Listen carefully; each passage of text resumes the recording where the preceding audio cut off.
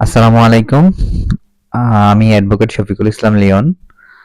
আজকে আমি আপনাদের সাথে যে বিষয়টা নিয়ে আলোচনা করব সেটা হচ্ছে অনেকেই প্রশ্ন করে থাকেন যে যদি আমার স্ত্রীকে আমি ডিভোর্স দেই, ডিভোর্স দেওয়ার পরে আমার স্ত্রী যদি ডিভোর্সের নোটিশটি রিসিভ করে না রাখে তাহলে কি ডিভোর্স হবে কিনা?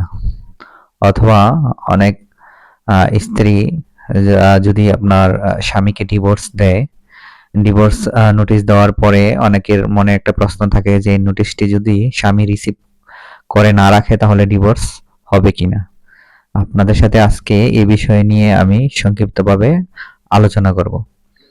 সেটা হচ্ছে যদি আপনার স্ত্রীকে অথবা স্বামীকে ডিভোর্স দিতে হয় তাহলে একজন আইনজীবীর মাধ্যমে আপনি ডিভোর্স দিতে পারবেন।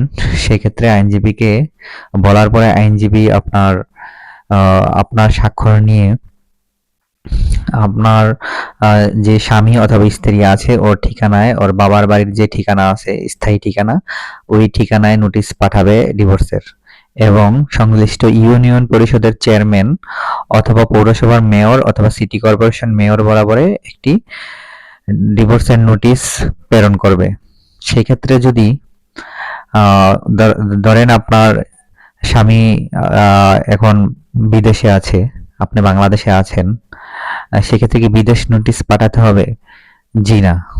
আপনার স্বামীর যে স্থায়ী ঠিকানা যেখানে সে বসবাস করে বা তার পরিবার বসবাস করে ওই ঠিকানায় নোটিশ পাঠালেই আপনার যে ডিভোর্স ওই ডিভোর্সটি কার্যকর হয়ে যাবে।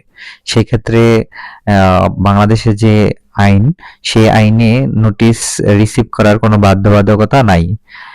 কিন্তু আপনাকে অবশ্যই ডিভোর্সের যে নোটিশ ওই নোটিশটি আপনার সংশ্লিষ্ট আইন অনুযায়ী আপনার অবশ্যই পাঠাতে হবে। তাহলে আপনার ডিভোর্সের কার্যকারিতা হবে। একটা আমাদের মধ্যে ভুল ধারণা আছে যে আমি তো আমার স্ত্রী আমাকে ডিভোর্স দিয়েছে আমি তো নোটিশ রাখি নাই। অনেকে মনে করেন যে সেক্ষেত্রে ডিভোর্স হয় নাই। না, ডিভোর্স দেওয়ার সাথে সাথেই যখন নোটিশ পাঠায় ওই নোটিশ পাঠানোর ৯০ দিনের মধ্যেই ডিভোর্স কার্যকর হয়ে যায়।